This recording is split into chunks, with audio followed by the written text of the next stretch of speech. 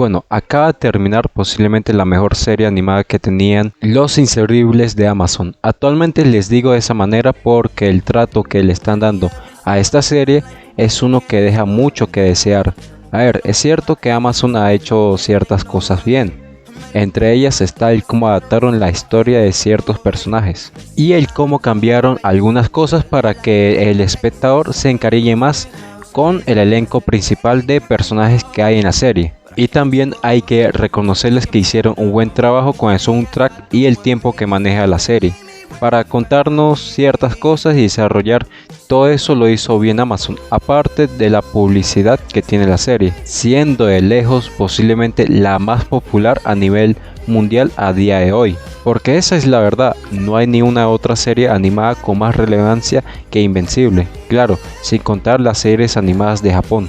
Yo en lo personal hago este video porque, como ya dije, es posiblemente la serie animada más popular del momento. Y es por eso que siento que Amazon, la compañía que está adaptando el cómic, no está haciendo ciertas cosas bien y que más bien está perjudicando muchísimo a la serie. Y no solo tiene la culpa Amazon, sino que también el mismo autor Robert Kirkman, que está involucrado en este desastre. Así que quédense en este video porque vamos a ver cómo una compañía está arruinando su mayor éxito a nivel internacional. Y antes de empezar con los primeros puntos, me gustaría que se suscribieran y que me dejaran su me gusta, que eso me ayuda a seguir sacando contenido. También comenten qué les pareció y compártanlo con sus amigos para que mi contenido llegue a más público. Ahora sí, empecemos.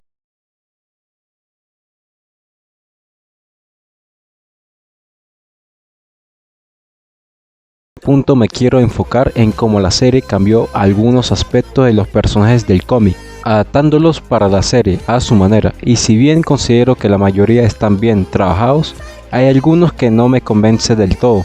Obvio, no voy a hablar de todos los personajes de la serie, solo los más relevantes. Para así no hacer tan largo este video, comencemos con lo que yo considero que son los peores de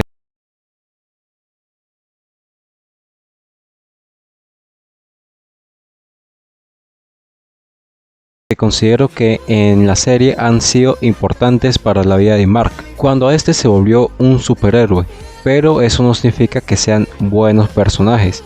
Si tuviera que describir a estos dos personajes, diría que son unos insoportables. No los soporto, esa actitud de superioridad moral que tienen los dos.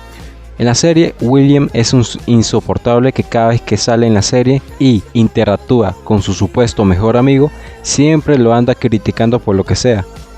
William siempre le dice a Mark lo mal que hace las cosas y lo trata como si Mark fuera un imbécil. Y en vez de apoyar a su supuesto mejor amigo por vivir eventos traumáticos, se la pasa criticando con aire de superioridad, cuando William en su vida ha hecho algo por el bien de la humanidad. Y es curioso cómo la serie adaptó al personaje, dándoles más relevancia en la serie, pero volviéndolos más insoportables. William en los cómics sí es un buen amigo para Mark. Muchas veces lo aconseja y lo ayuda, y nunca lo critica de forma severa como si pasa en la serie. Y en los cómics, en más de una ocasión ha defendido a su mejor amigo, cuando ese se sentía mal o había vivido un evento que lo había traumatizado. Ahora bien, en cuanto a Amber, tanto en la serie como en los cómics es muy repelente la tipa. Tanto en la serie como en el cómic me cae mal. Sus dos versiones creyéndose más importantes que los deberes de Mark, como Invencible. Pero si tengo que reconocerle algo a esta adaptación es la pareja de Mark y Amber, ya que en los cómics es muy insípida. Amber nunca terminó de entender a Mark y Mark simplemente se sentía frustrado y triste por algo que no es su culpa, para que al final tanto Amber como el propio Mark se pusieran los cuernos y terminen así nomás. Y aquí en la serie cambió por completo todo eso. Aquí en la serie Amber al final sí entiende a Mark y lo apoya, entiende que ser la pareja de un superhéroe lleva sacrificio y ella, por el amor que siente por Mark, está dispuesta a afrontarlo. Aparte que tiene uno de los mejores segmentos que se nos mostraron con la canción que están escuchando de fondo. La pareja se siente muy bien desarrollada y aquí no terminan por no hablar las cosas, terminan porque vino una loca vitrumita a matar a todo el mundo. Y yo entiendo que en esa situación cualquiera se cagaría, es por eso que veo lógico la ruptura en la serie. tiene más sustancia y el duelo de Mark y Amber se siente muy real. Pasaron casi un año sin pareja, los dos, hasta que volvieron a decidir estar con alguien, y eso se ve muy real. Amber puede que no me agrade, pero su relación con Mark sin ninguna duda fue muy buena. Y en cuanto a William, su versión de los cómics me cae mucho.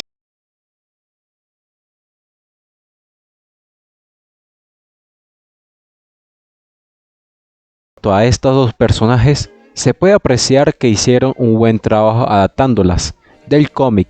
A Atom Eve la adaptaron casi al 100% de su versión original del cómic, teniendo cambios que si leíste el cómic te darás cuenta enseguida de dichos cambios. Y uno de los cambios que tuvo el personaje fue respecto a su madurez.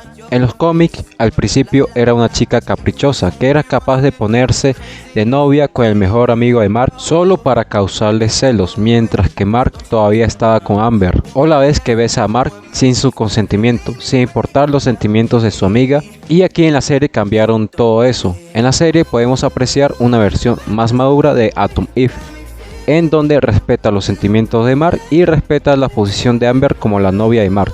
Tampoco busca un novio solo para darle celos a Mark, y solo se enfoca en ser una mejor persona y entender y comprender sus superpoderes, y entender que no siempre tendrá la razón de todo. Un desarrollo sólido para el personaje. Y en cuanto a su diseño, aquí en la serie decidieron darle un enfoque más kawaii, si se le puede decir de alguna manera, ya que en los cómics Atom Eve está muy sexualizada, y en cuanto a la serie no es ni el 1% de lo mostrado en el cómic, y eso no es algo malo realmente, ya que en el enfoque que le están dando en la serie es distinto al cómic. Pero a mí me gustaría que en la serie mezclaran los dos diseños, así tendríamos una Eve más sensual como en el cómic y conservaría su toque único de la serie. Ahora bien, ya terminando con Atom Eve, vamos a analizar brevemente el desarrollo de Debbie, también conocida como la madre de Mark y de Oliver. Aquí en la serie le están dando muchísimo más profundidad y protagonismo a la madre de Invencible,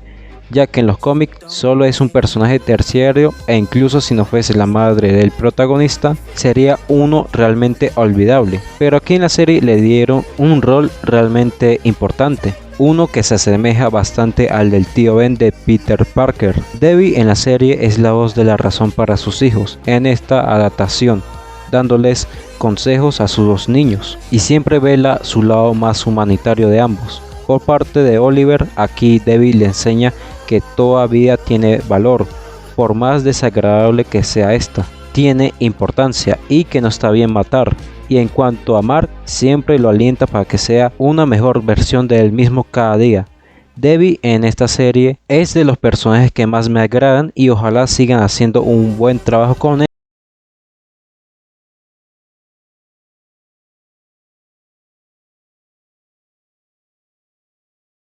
De estos personajes brevemente, porque estos personajes no solamente están bien adaptados del cómic, sino que los cambios que sufren son mínimos. Entre los cambios está que Oliver está siendo más comprensivo y que se relaciona más con los humanos a comparación de su contraparte del cómic, que no siente empatía por ningún humano. Y luego está Mark, que es más comprensivo y se podría decir más maduro que su versión de los cómics. Y por parte de Omni-Man, siendo mi favorito de los tres, su conflicto interno y las dudas que muestra el personaje con respecto a todo lo que ha vivido le da un muy buen plus, y eso sería todo, ya que el resto de cosas son prácticamente iguales al cómic.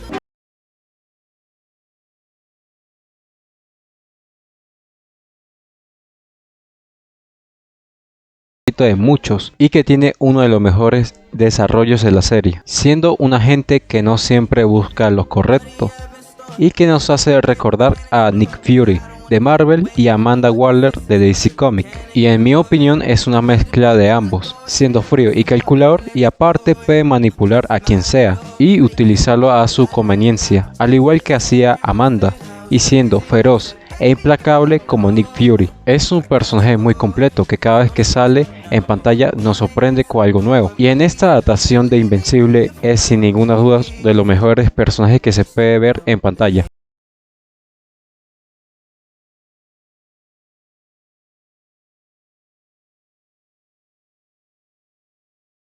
Más importante de la serie, Ahora vamos a hablar sobre lo malo que tiene esta adaptación y cómo posiblemente se pueda ver afectada de ahora en adelante. Bueno, comencemos con lo más obvio, y esa es la animación que maneja la serie, la cual es muy pésima.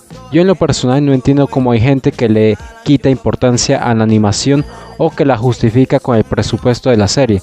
A ver, muchachos, por más obvio que parezca, una de las cosas más importantes a la hora de hacer una serie animada es el nivel de la animación.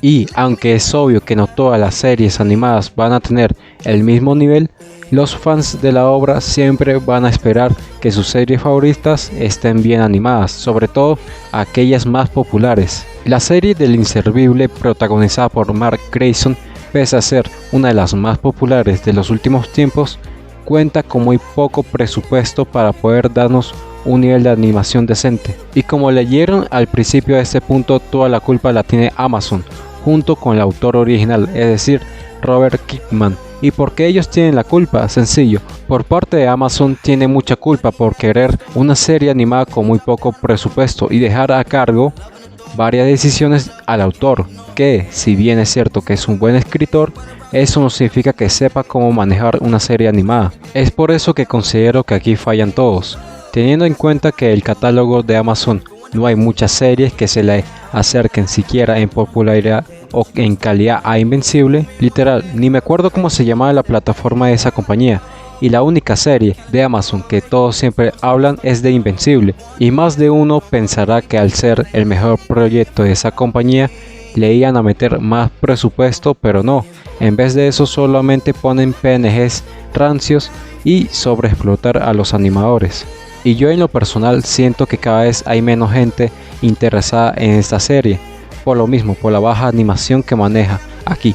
Y ojo, como dije al principio, esto también es culpa del autor, es decir, Robert Kirkman, ya que él sabe con cuánto presupuesto cuenta la serie y aún así se pone a contratar actores de renombre de Hollywood para que hagan las voces de los personajes. A ver, yo entiendo que lo que trató de hacer aquí Robert Kirkman, siento que el autor de The Walking Dead quiere hacer un homenaje a los actores que lo llevaron a la cima, pero eso de por sí es injusto porque por una parte se gastan toda la plata en pagarles a los actores y por otro lado sobreexplotan a los animadores y no compensan la diferencia de presupuesto, dejando escenas de la serie que se ven ridículas como el funeral de Rex, pero en el cómic se ve increíble esta escena, y la culpa de esto la tienen ellos por no darle más presupuesto a la serie, pese a ser la más icónica y reconocida de los inservibles de Amazon.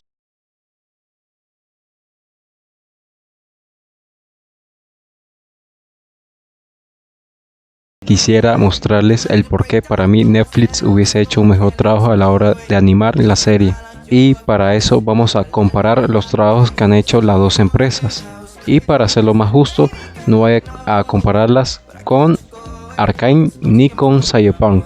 Y solo voy a comparar las series que no son tan populares en la compañía de Netflix. Bueno, comencemos con la primera.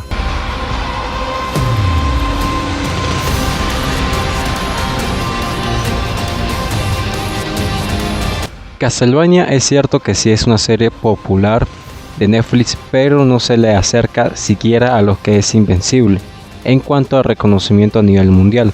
Pero pese a no contar con la misma popularidad, Castlevania o su secuela Castlevania Nocturne nos ha dejado una de las mejores adaptaciones de un videojuego que podría recibir la franquicia. La animación está a otro nivel, siendo incluso superior a la que vimos en Cyberpunk.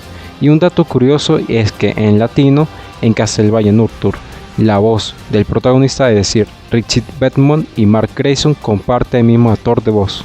Y en cuanto a la versión original de Castlevania, la verdad no sé quiénes hacen las voces de esos personajes, en inglés claro, pero me vi algunas escenas y hacen un muy buen trabajo aquí en Netflix.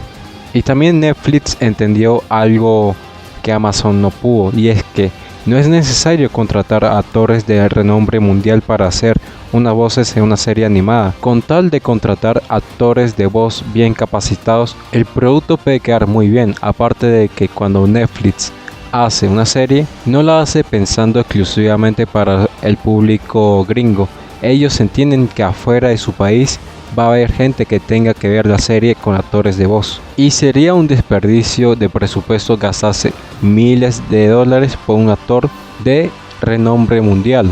En resumen, cualquier serie de Castlevania le da 1000 vueltas a la animación de Invencible.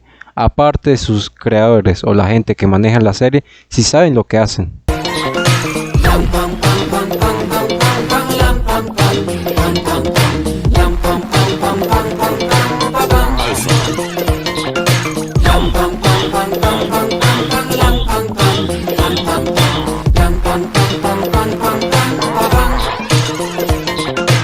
Puede que no mucha gente conozca esta serie, pero si tuviera que describirla de alguna manera, pues diría que es una mezcla entre The Voice con Invencible. Es decir, que es un mundo donde existen superhéroes y supervillanos, como en Invencible, pero tienen un humor grotesco y aquí tratan como celebridades de Hollywood a los super, como en The Voice. Esta serie no es muy conocida y está sumamente infravalorada, ya que es muy buena y divertida de ver. Es una serie animada de super, pero para adultos.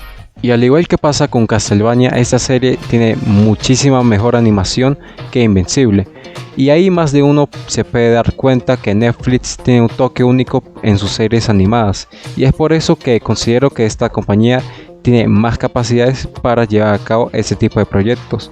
Y en este video solo he dado dos ejemplos, ya que Netflix tiene un gran catálogo de series animadas, las cuales tienen una animación brutal, en donde se explotan todas las capacidades de un artista y animador. En cambio, en Amazon, pese a tener una de las series más vistas de la última década, no son capaces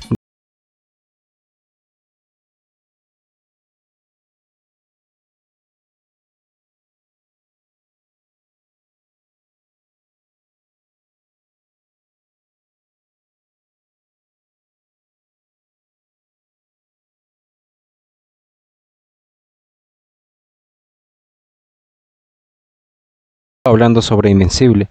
Si te gustó, no olvides darle like y compartirlo con sus amigos. También sígueme en mis redes sociales, tanto en mi Twitter como en mi Instagram. Ahora sí, yo me despido. Espero que les haya gustado, les haya el Toche Friki. Adiós.